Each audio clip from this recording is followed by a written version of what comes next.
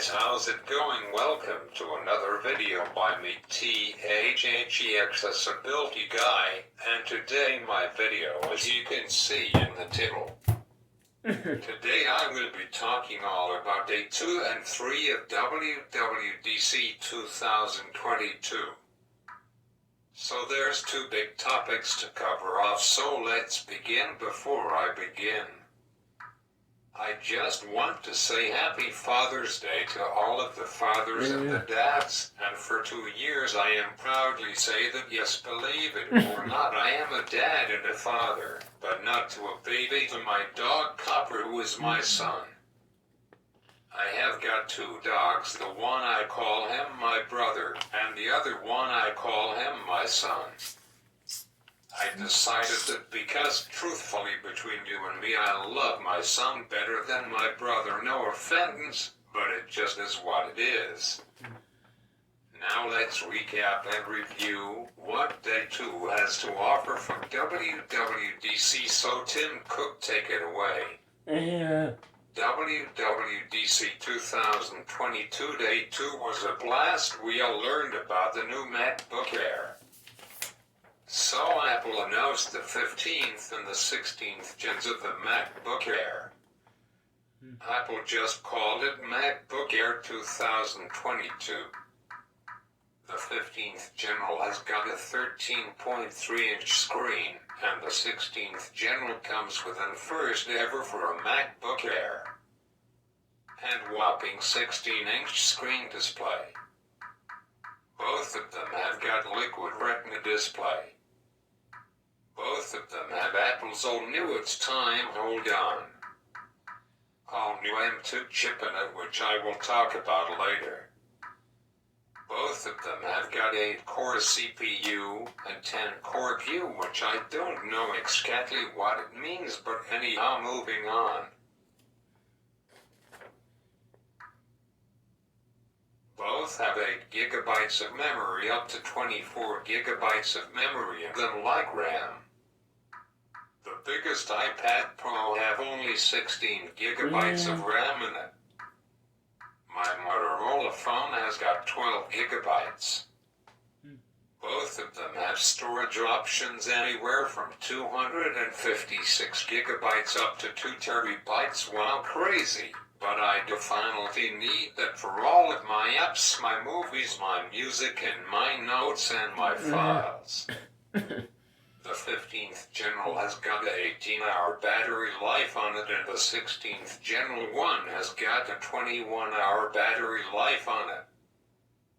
My iPad Pro has got a 20-hour battery life on it, and it can work up to a week, sometimes up to 11 days, depends how much I use it for. Both of them have got Touch ID and a touch bar. Both of them can go up to 500 nits of brightness, which, by the way, Apple, my iPad Pro can go up to 1600 nits of brightness, beat that. Both of them have got True Tone. Both of them has got a 1080p camera, which is not a good camera, so if you like to take a lot of photos, don't buy MacBook Air 2022, you will regret it. However, there is an improvement. Both of them have 6 speakers instead of 4, which plays high-quality music and works with spitting audio. Both of them have a headphone jack, yippee. Both of them have got light-up backlit keyboards. Both of them have got an older general of Bluetooth, which is Bluetooth 5.0. Both of them has got Siri. Every model has that feature. Both of them have got Apple Pay. The prices ranges anywhere from $999 up to $1,699. And both of them are available starting on July 16th. We have got a lot to cover off today, so let's move on to Apple's brand new. All you need to do right now, come on. Yes, some company in China has been making a brand new chip for their computers, laptops, and iPad Pros and iPad Air 5. you all heard about the M1, M1 Pro, M1 Max, and M1 Ultra chip. But now this year I give you the brand new M2 chip which hasn't come out yet. While M2 is way better than M1 chip. It's way more faster, has got more translators, and it's even a little bit smaller than M1 chip. M2 chip is the next generation of the M chip family. To tell more about it, here's me. Thank you, Tim Cook. We use our computers and laptops and iPads every day. M2 chip is the next big superpower for computers and Apple devices. M2 chip will be released on July 12th of this year. So some of the information, not all of it, I will have more information on it in the fall. It has got a max clock rate, or 3.49 GHz, whatever that means.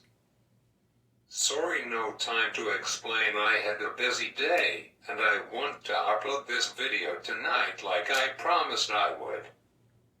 So yeah, the L1 cache is 192 plus 128 kilobytes per second, and the L2 cache is 16 megabytes per core. It supports MacBook, MacBook Air, MacBook Pro, and the new iPad Pro 6 12.9-inch model that will be coming on November 17th. Next year in 2023, coming to the smaller iPad Pro 411-inch model. M2 chip has got 20 billion translators in it, which is 6 billion more than M1 chip that came out in 2020. The predecessor of the M2 chip is M1 chip. That's all I have about the M2 chip, but this fall I will have more info to tell you. I will assume that Apple released their M1 chip July 2020, M2 chip July 2022, and I will think if Apple keeps on making them, then their M3 chip will be out in July 2024, which maybe their M chips will come to the iPhone. Now back to me. Thanks me so Thoughts Can Cut Day 2 of the biggest Apple conference of the year. Now let's switch over to Day 3 recap and review of the 35th Annual WDDC Conference. Enjoy! Thanks me so Apple Day 3 announced that day to be called iPad Day, and Apple talked about their new iPad Mini 7, iPad X, and iPad Pros 4, 11-inch and 6. 12.9-inch. I don't know why they don't make it be a 13-inch. This is stupid, I found.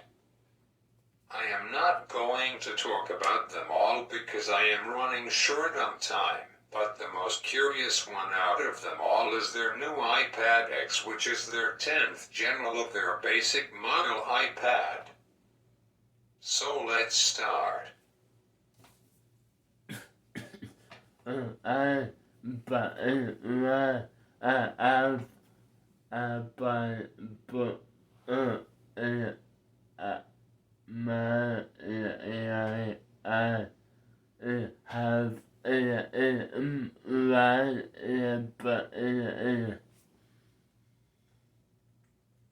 This is the all new iPad X, which is named after Apple's iPhone X.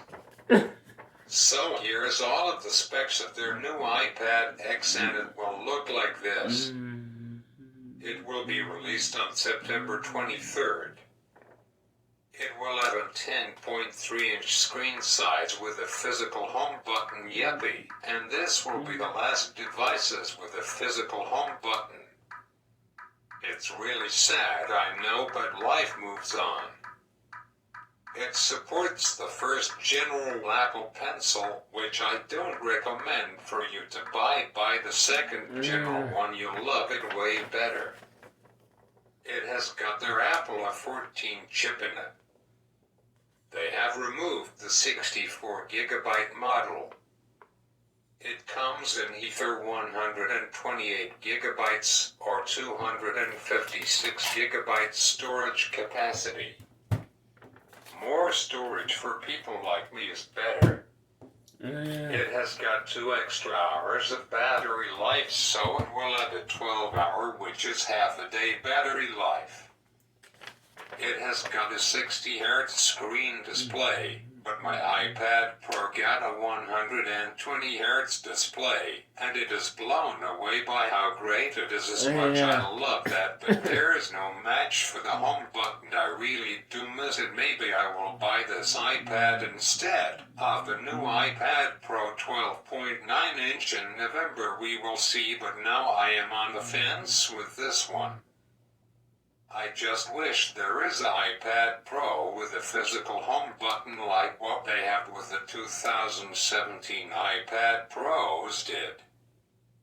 It has got True Tone in center stage for the very first time. That's a new feature coming to iPad, yes. Center stage, the camera follows you everywhere you go without any lag, which is pretty cool. It has got a 4K camera in it with a 2160p video camera, which is a definitely an improvement from the last one. It has got a 14 megapixel camera in it. It has got first time ever built-in flashlight, which is cool, I guess. It now comes with support for a 5G. It comes with Bluetooth 5.1, not 5.2. I don't know why. It will ship with iPad OS 16 or the very end of iPad OS 15. We will see.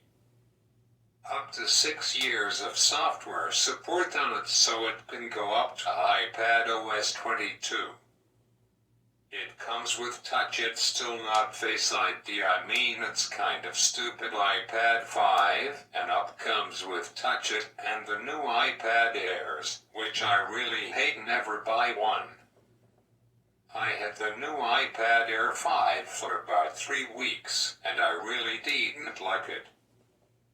I will buy either iPad Basic model or iPad Pro, but never iPad Mini or an Air. There's just no way. The 128 gigabyte model comes in at $479. The 128 gigabyte with cellular comes in at $599. I never knew that the normal ones comes with no bar at the top and the cellular models do. The 256 gigabyte model comes in at $679, and the 256 gigabytes with cellular comes in at $799. It only comes in 2 colors, space gray and silver, which thoughts all of the time. I got Siri running a little behind. Gotta go, and I see you next week for days 4 and the final day of WDDC 2022. Bye for now, and happy Father's Day, and to me as well. Bye.